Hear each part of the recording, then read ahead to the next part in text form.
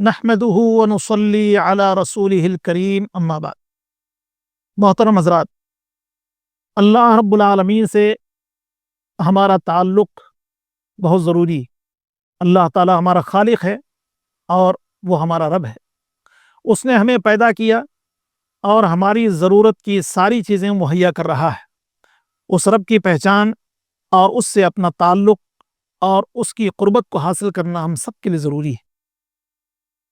اللہ رب العالمین سے تعلق کی بنیاد پر دنیا کے اندر ہمارے مسائل آسانی کے ساتھ حل ہوں گے اور ہر پریشانی میں اللہ رب العالمین کی مدد ہمیں حاصل ہوگی۔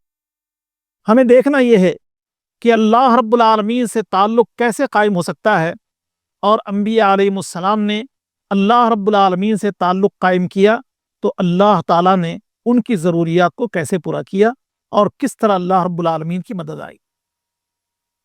اللہ رب العالمین سے تعلق اس کی عبادت سے ہو سکتا ہے کہ اللہ تعالیٰ نے ہماری پیدائش کا مقصد یہ بیان فرمایا، وَمَا خَلَقْتُ الْجِنَّ وَالْإِنسَ إِلَّا لِيَعْبُدُونَ، جن اور انس کو میں نے اپنی عبادت اور بندگی کے لیے پیدا کیا ہے۔ معاذ ابن جبل رضی اللہ تعالیٰ عنہ سے روایت ہے کہ وہ اللہ کے نبی صلی اللہ علیہ وسلم کے ساتھ سواری پر بیٹھے ہوئے ہیں۔ نبی علیہ الصلاۃ والسلام نے آواز دیا، اے معاذ، تو انہوں نے کہا کہ اللہ کے نبی میں حاضر ہوں۔ پیارے نبی صلی اللہ علیہ وسلم نے سوال کیا، جانتے ہو اللہ رب العالمین کا حق بندوں پر کیا ہے اور بندوں کا حق اللہ پر کیا ہے؟ تو انہوں نے کہا کہ اللہ اور اس کے رسول کو بہتر علم۔ اللہ کے نبی صلی اللہ علیہ وسلم نے فرمایا، اللہ کا حق بندوں پر یہ ہے کہ بندے اللہ کی عبادت کریں، اس کی ذات و صفات میں کسی کو شریک نہ ٹھہرائیں، اور بندوں کا حق اللہ پر یہ ہے کہ جب بندے اللہ کی عبادت کرتے ہوں تو اللہ انہیں عذاب نہ دے۔ تو اس روایت سے یہ بات معلوم ہوتی ہے کہ عبادت اللہ اور بندے کے درمیان ایک تعلق ہے۔ اس تعلق کو اگر قائم کر لیا جائے تو اللہ رب العالمین کی مدد اور نصرت ہمیں حاصل ہوتی رہے گی۔ ایک دو مثالیں ہم عبادت کے حوالے سے آپ کے سامنے پیش کرتے ہیں۔ نماز، کہ اللہ رب العالمین نے قرآن کریم میں ارشاد فرمایا، استعینوا بالصبر والصلاۃ، نماز اور صبر کے ذریعے اللہ کی مدد تم حاصل کرو۔ تو اللہ رب العالمین کی عبادت کے ذریعہ اللہ رب العالمین کا قرب حاصل ہو سکتا ہے۔ نماز کے اندر قیام ہے، نماز کے اندر سجدہ ہے۔ اللہ رب العالمین نے ارشاد فرمایا، قوموا للہ قانتین، یکسو ہو کر بادب اللہ رب العالمین کے سامنے کھڑے ہو جاؤ۔ پیارے نبی صلی اللہ علیہ وسلم نے ارشاد فرمایا کہ انسان عبادت اس انداز میں کرے گویا وہ اللہ کو دیکھ رہا ہے، ان تعبد اللہ کأنک تراہ فإن لم تکن تراہ فإنہ یراک۔ عبادت کرتے ہوئے انسان کے ذہن تصور ہو کہ ہم اللہ کو دیکھ رہے ہیں، اگر یہ تصور نہ ہو تو کم از کم اتنا تو خیال رہے کہ اللہ ہمیں دیکھ رہا ہے۔ اللہ رب العالمین نے ارشاد فرمایا، وَاعْبُدْ رَبَّكَ حَتَّى يَأْتِيَكَ الْيَقِينُ، اے نبی، زندگی کے آخری وقت تک آپ اللہ تعالیٰ کی عبادت اور بندگی کرتے رہیں، اور کہا وَاسْجُدْ وَاقْتَرِب، آپ اللہ کے لیے سجدہ کیجیے اور اللہ کا قرب حاصل کیجیے۔ اللہ کے نبی صلی اللہ علیہ وسلم نے ارشاد فرمایا، اقرب ما یکون العبد من ربہ وہو ساجد، بندہ جب حالت سجدہ میں ہوتا ہے تو اللہ رب العالمین کے زیادہ قریب ہوتا ہے۔ نبی نے بیان فرمایا کہ دعاؤں میں جستجو پیدا کی جائے، ہو سکتا ہے کہ اللہ رب العالمین اس کی دعا کو قبول کر لے۔ روزہ ایک ایسی عبادت ہے جو اللہ رب العالمین کو پسند ہے۔ اللہ رب العالمین نے ارشاد فرمایا، الصوم لی وانا اجزی بہ، روزہ میرے لیے ہے اور میں ہی اس کا بدلہ دینے والا ہوں۔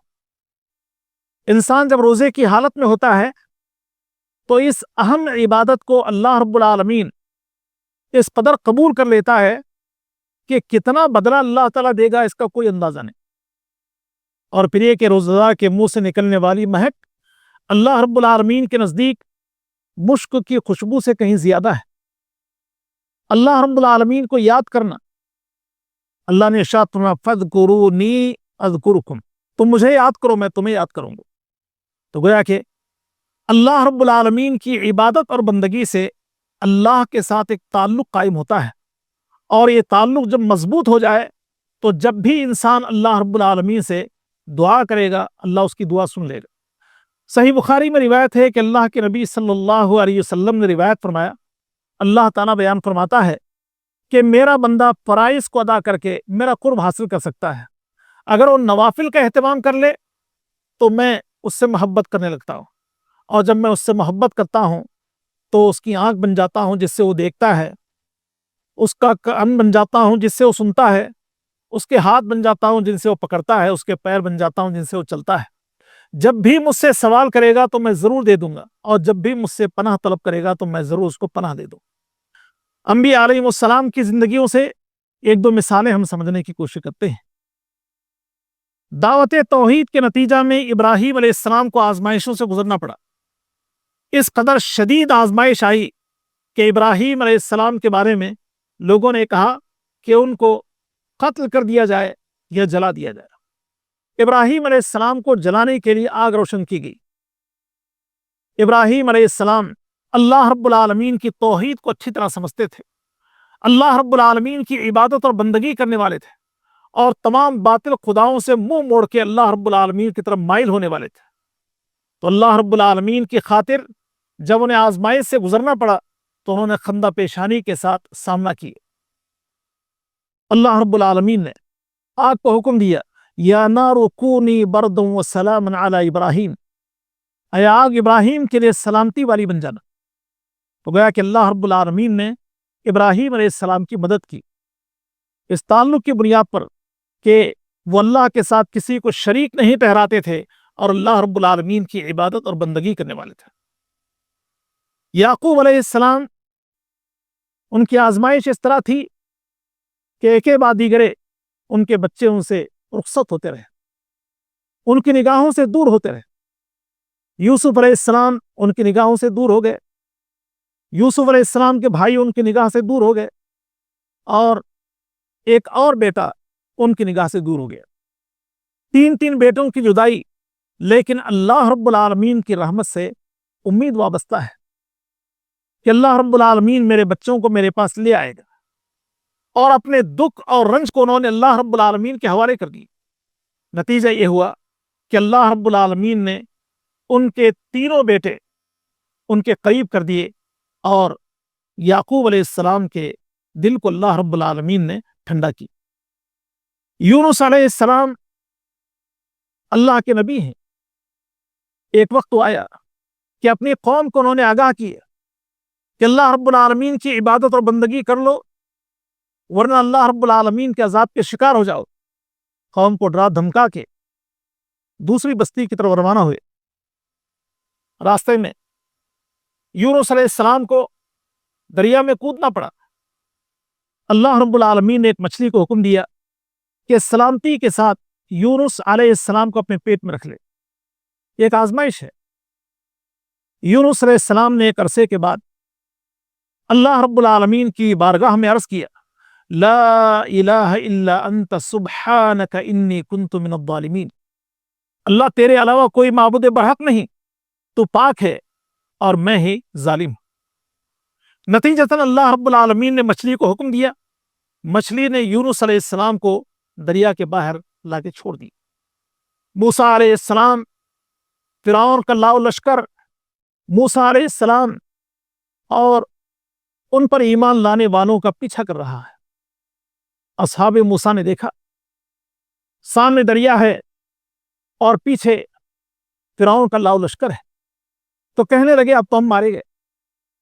موسیٰ علیہ السلام نے کہا، ان معی ربی سیہدین، میرے ساتھ میرا رب ہے، وہ میری رہنمائی کرے گا۔ ابراہیم موسیٰ علیہ السلام کے اعتقاد اور اللہ رب العالمین سے تعلق کہ اللہ رب العالمین نے موسیٰ علیہ السلام سے کہا کہ آپ کے ہاتھ میں جو لاٹھی ہے اس کو دریا پر مار دیجیے، راستے نکل جائیں گے۔ چنانچہ موسیٰ علیہ السلام نے لاٹھی کو دریا پہ مارا، نتیجتاً راستے نکلے۔ آسانی کے ساتھ موسیٰ علیہ السلام اور ان پر ایمان لانے والے راستہ طے کرتے چلے گئے، اور اللہ رب العالمین نے فرعون کے ظلم سے ان کو نجات بخشا۔ ہمارے نبی محمد الرسول اللہ صلی اللہ علیہ وسلم غار طور میں ہیں، اور اللہ کے نبی صلی اللہ علیہ وسلم کی تلاشی ہو رہی ہے۔ تلاش کرنے کے لیے لوگ مختلف علاقوں میں آپ علیہ الصلوۃ والسلام کو دیکھ رہے۔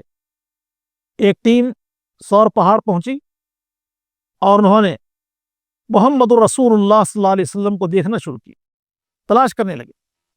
ابو بکر صدیق رضی اللہ تعالیٰ عنہ کی نگاہیں ان پر پڑی تو اللہ کے نبی صلی اللہ علیہ وسلم سے کہا کہ اللہ کے نبی، یہ تو ہمارے بالکل قریب پہنچے، اگر وہ اپنے پیروں کی طرف دیکھ لیں تو ہمیں پا لیں گے۔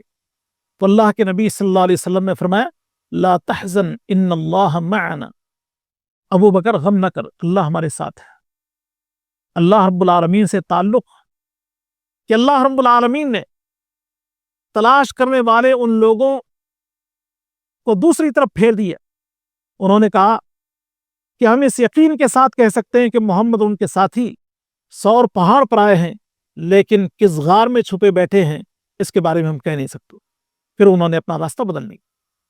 تو معلوم یہ ہوا کہ ہم اللہ رب العالمین سے اگر اپنا تعلق قائم کرتے ہیں عبادت کے ذریعہ تو اللہ رب العالمین کی مدد اور نصرت ہمیں حاصل ہوتی رہے گی۔ اللہ ہمیں اس بات کی توفیق نصیب فرمائے، آمین۔ وآخر دعوانا الحمد للہ رب العالمین، والسلام علیکم ورحمۃ اللہ وبرکاتہ۔